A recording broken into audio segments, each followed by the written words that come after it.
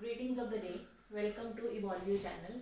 और आज के इस वीडियो लेक्चर में हम टाइप्स ऑफ मसल और उनके डिफरेंसेस के बारे में बात करने वाले हैं।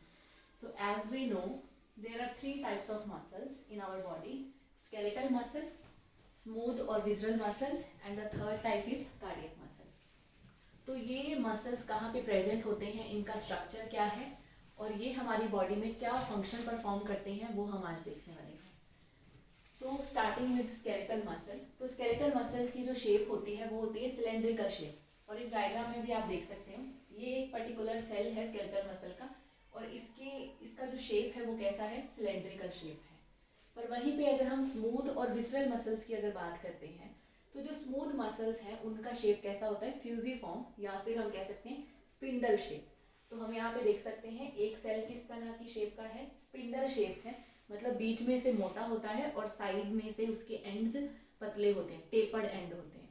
ठीक है, तो स्ट्रक्चर की अगर हमने बात करी तो स्मूथ मसल्स टेपर्ड एंड होते हैं, फ्यूजिफॉर्म या स्पिंडल शेप के होते हैं, पर जो कार्डियक मसल्स होते हैं वो भी सिलेंड्रिकल शेप के होते हैं। तो इस डायग्राम में हम देख सकते हैं जो कार्डियक मसल्स के सेल्स हैं वो भी कैसे हैं, सिलेंड्रिकल शेप के हैं। तो इस तरह से हमने देखा जो स्केलेटल मसल्स है और कार्डियक मसल्स है उन दोनों की शेप क्या रहती है, सेम रहती है, दैट इज सिलेंड्रिकल शेप के होते हैं। पर जो स्मूथ मसल्स हैं वो फ्यूजिफॉर्म या स्पिंडल शेप के होते हैं। Okay, so in this diagram also तो हम इसके न्यूक्लियस के बारे में भी देख सकते हैं। तो यहाँ पे हम देख सकते हैं कि ये जो सेल है उसके बीच में जो गैप है उसके अंदर बहुत सारे न्यूक्लियस प्रेजेंट है। ठीक है, तो इसीलिए जो स्केलेटल मसल की कंडीशन है वो कैसी होती है, मल्टी न्यूक्लिएटेड, या उसको हम बोलते हैं सिनसीशियम कंडीशन। तो सिनसीशियम कंडीशन होती क्या है कि एक ही साइटोप्लाज्म के अंदर बहुत सारे न्यूक्लियस होते हैं। नॉर्मली हम देखते हैं कि एक साइटोप्लाज्म के अंदर एक न्यूक्लियस होता है, पर सिनसीशियम कंडीशन रिप्रेजेंट करती है कि एक साइटोप्लाज्म के अंदर मल्टीपल न्यूक्लियस प्रेजेंट है, तो वो होती है सिनसीशियल कंडीशन। और यही कंडीशन हमें देखने को मिलती है स्केलेटल मसल में।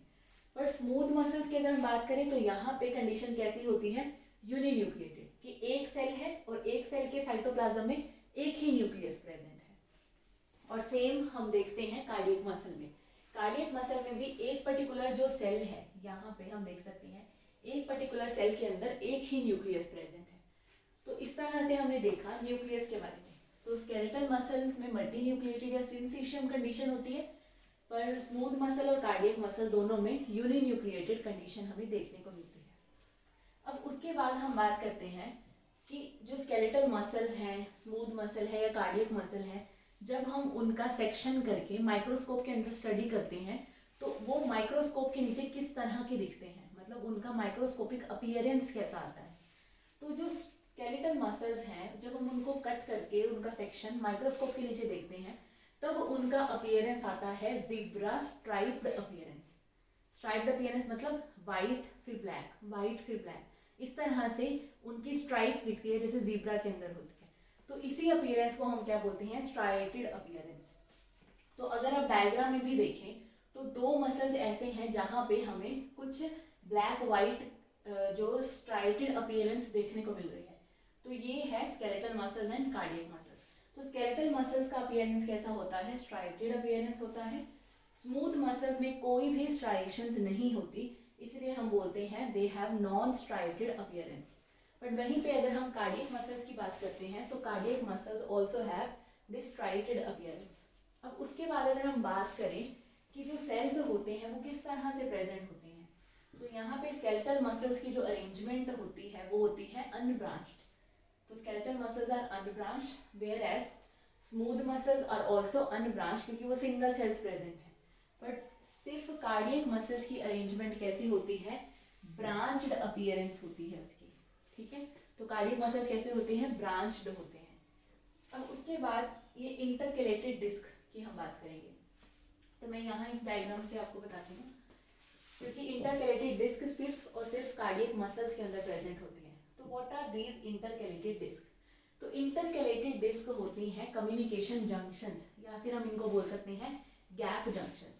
जब भी हम सेल्स और उनसे मिलने वाले टिश्यूज की बात करते हैं तो हम उसमें सेल जंक्शंस की बात करते हैं, क्योंकि जब दो सेल्स एक दूसरे के साथ प्रेजेंट होते हैं तो उन दोनों को चिपका के रखने वाले और कम्युनिकेट कराने वाले बहुत सारे जंक्शंस होते हैं। ठीक है, तो उनको चिपका के रखने वाले जंक्शंस को हम बोलते हैं एडहियरिंग जंक्शंस, और वहीं पे उनको कम्युनिकेट कराने वाले जंक्शंस को हम बोलते हैं कम्युनिकेशन जंक्शन या फिर गैप जंक्शन, क्योंकि वो क्या करते हैं, दो सेल के साइटोप्लाज्म को कनेक्ट करवाते हैं, क्योंकि साइटोप्लाज्म में ही सारे मॉलिक्यूल्स हैं। तो साइटोप्लाज्म का कनेक्ट कराने का मतलब है कि कुछ आयन्स, छोटे मॉलिक्यूल्स और बड़े मॉलिक्यूल्स एक सेल से दूसरे सेल में ट्रैवल कर सकते हैं।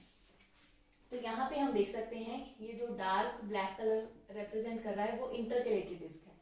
तो ये जो इंटरकैलेटेड डिस्क है ये सिर्फ और सिर्फ कार्डियक मसल में प्रेजेंट होती है, और इनका यहाँ पे एक स्पेशल रोल भी है इंटरकैलेटेड डिस्क का, क्योंकि ये क्या है, intercalated disc are communication junction between adjacent cell.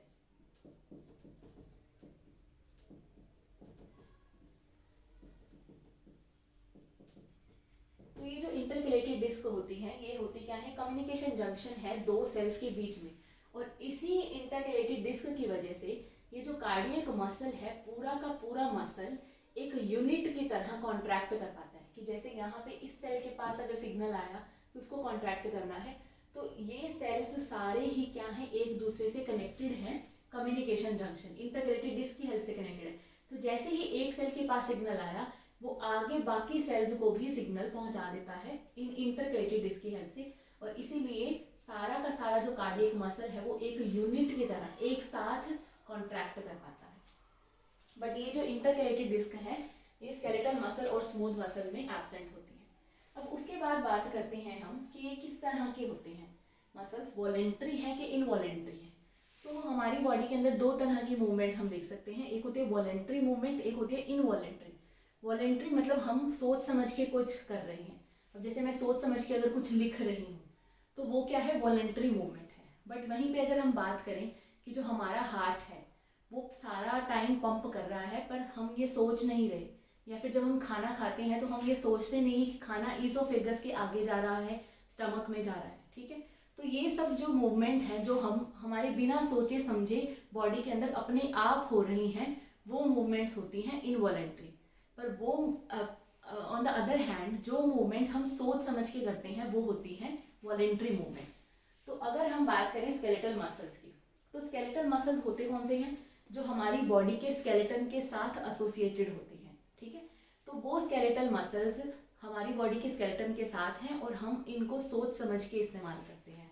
So that's why in skeletal muscle voluntary movement is seen, but smooth muscles जो हमारे ऑर्गन्स के आसपास हैं और जो कार्डियक मसल जो कि हार्ट के अंदर होते हैं, ये दोनों मसल्स किस तरह की मूवमेंट शो करते हैं, इनवॉलेंट्री, क्योंकि ये हमारे बिना सोचे समझे ही अपना काम खुद कर रहे हैं।